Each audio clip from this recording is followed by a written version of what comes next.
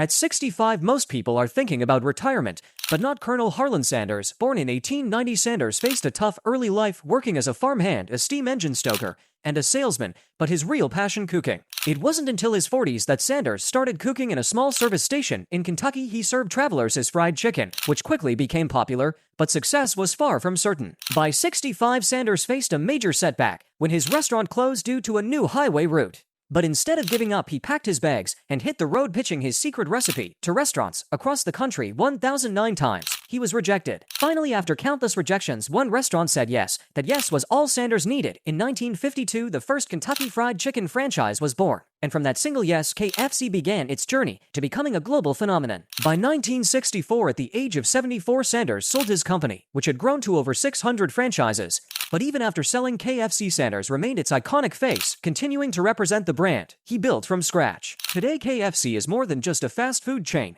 It's a symbol of perseverance and belief. Colonel Sanders' story teaches us that it's never too late to chase your dreams, and every no brings you closer to a yes. Thanks for watching.